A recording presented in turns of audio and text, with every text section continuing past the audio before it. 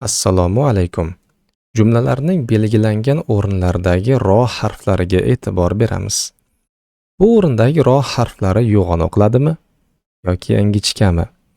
O'z rovundoshining qanday yo'g'on o'qilishlik holatlari, qanday ingichka o'qilishlik holatlari bor? Shu bilan birgalikda shunday holatlar ham bor ekanki, rovundoshi u o'rinlarda ham yo'g'on, ham ingichka o'qilishligi mumkin ekan. Darsimiz shular haqida.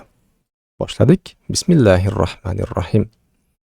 Ro undoshining 8 ta yo'g'onlik, 4 ta ingichkalik va yana 5 ta ham yo'g'on ham ingichka o'qishligimiz mumkin bo'lgan holatlari bor ekan.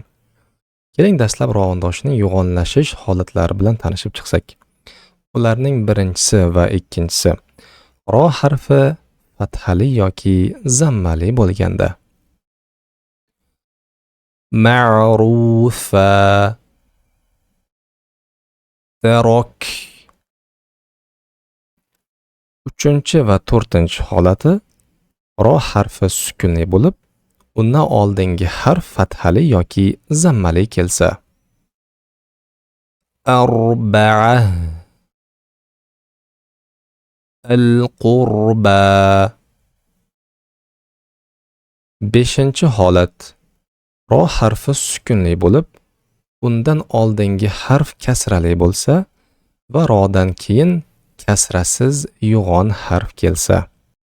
Ro harfi sukunli bo'lib, undan oldingi harf kasrali kelsa, odatda ro undoshi yo'g'on o'qiladi deyiladi. Ammo rodan keyin yo'g'on harf keladigan bo'lsa, bu yo'g'on harfning yo'g'onligi ta'siri ostida ro undoshi yo'g'onlashib qoladi. Faqat rodan keyin kelayotgan yo'g'on harfimiz kasrali bo'lmasin. Nega kasrali bo'lmasin? Chunki u kasrali bo'ladigan bo'lsa, yo'g'onligi zaiflashadi. Natijada ro undoshini ingichka o'qishligimiz ham mumkin bo'lib qolar ekan. Mirsoda, qirtos.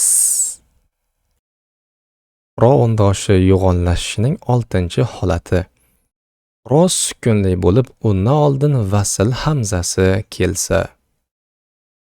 Irtabu, irji'u. 7-chi va 8-chi holatlar.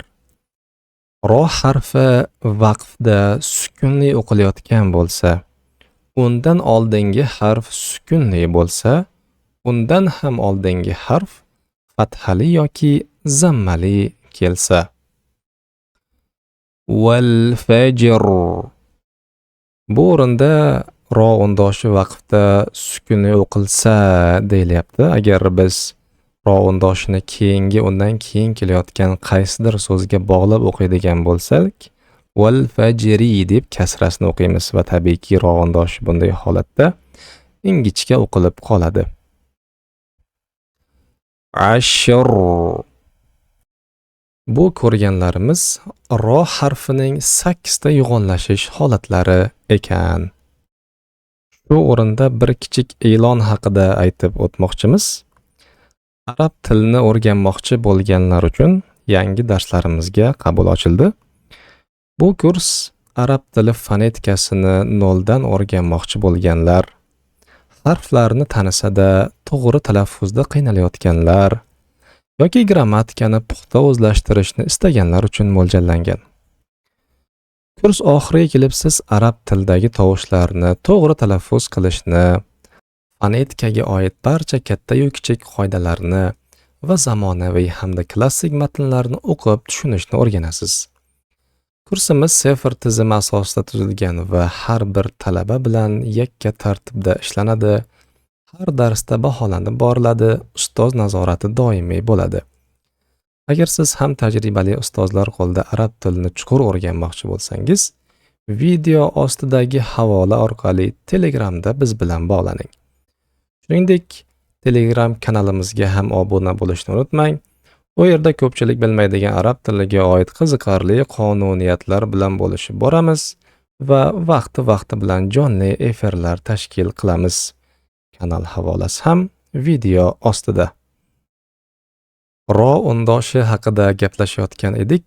Uning 8 ta yo'g'onlashish holatlari bilan tanishib chiqdik. Endi esa 4 ta ingichkalik holatlari bilan tanishib chiqaylik. Ularning birinchisi ro kasrali bo'lsa. Farih,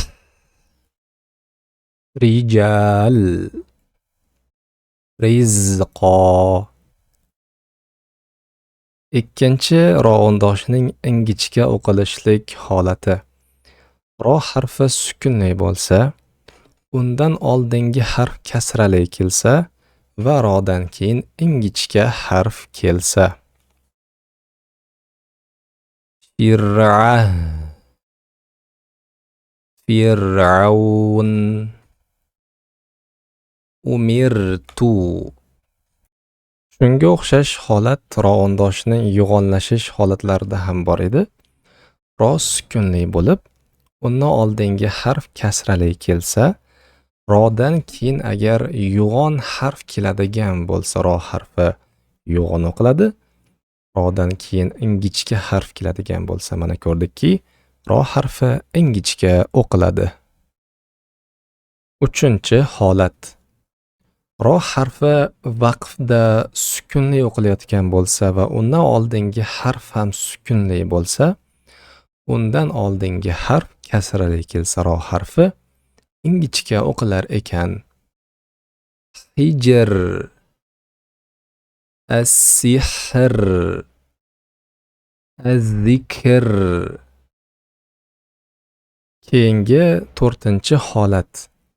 Ro harfi vaqfda sukunli o'qilayotgan bo'lsa va rodan oldin sukunli ya harfi kelsa, ro harfi har doim ingichka o'qilar ekan. Basir, xobir, bixoyr. Bular ro harfining 4 ta ingichka o'qilishlik holatlari ekan. Yana Qur'oni Karimda shunday 5 ta so'z keladiki, bu 5 ta so'zdagi ro harflari vaqf qilinayotganda ham yo'g'on ham ingichka o'qilishligi mumkin ekan. Bu so'zlarni ekranlaringizda ko'rib turibsizlar. Endi esa bugun o'tgan qoidalarimizga tegishli bir qancha misollar bilan tanishib chiqsak. Bu oyatdagi tarobbus so'zidagi ro harfi yo'g'on o'qiladi, u chunki fathali kelyapti. Arba'a so'zidagi ro harfi ham yo'g'on o'qiladi, chunki u sukunli bo'lib, o'zidan oldingi harf fathali kelyapti. Ashhur so'zidagi ro harfi esa vaqf qilinayotgan paytda yo'g'on o'qiladi, chunki u vaqfda sukunli o'qilib, o'zidan oldingi harf zammali kelyapti. Ammo biz bu oyatni davomini qo'shib o'qiydigan bo'lsak, ro harfi ashhur so'zida ingichka o'qiladi, chunki u kasra tanvinli kelmoqda. Tarabbusu arba'ati ashhurin fa in fa'u. Keyingi oyatdagi ushbu so'zlardagi ro harflari yo'g'on o'qiladi, chunki ular fathali kelmoqda. Ammo oyat oxiridagi ro harfi vaqf qilinayotgan paytda sukunli o'qiladi va undan oldingi harf sukunli ya bo'lganligi uchun ro harfi ingichka o'qiladi. Ammo oyatning davomini qo'shib o'qiydigan bo'lsak, bu ro harfi fathali bo'lganligi uchun yo'g'on o'qiladi va bu ro ham zammali bo'lganligi uchun yo'g'on o'qiladi. Va qaddarna fiha as-sayra siru fiha. Ammo ushbu o'rinda vaqf qilayotgan paytimizda yuqorida ham aytganimizdek ro harfi sukunli o'qilib, undan oldingi harf sukunli ya bo'lganligi uchun ro harfi ingichka o'qiladi. Va qaddarna fiha as-sayr. Keyingi misol. Fajr surasining boshlang'ich oyatlari. Birinchi, ikkinchi, uchinchi va to'rtinchi oyatlarni vaqf qilib o'qiydigan bo'lsak, ro harflari sukunli o'qiladi. Undan oldingi harflar ham sukunli, undan ham oldingi harflar fathali bo'lganligi uchun ro harflari yo'g'on o'qiladi.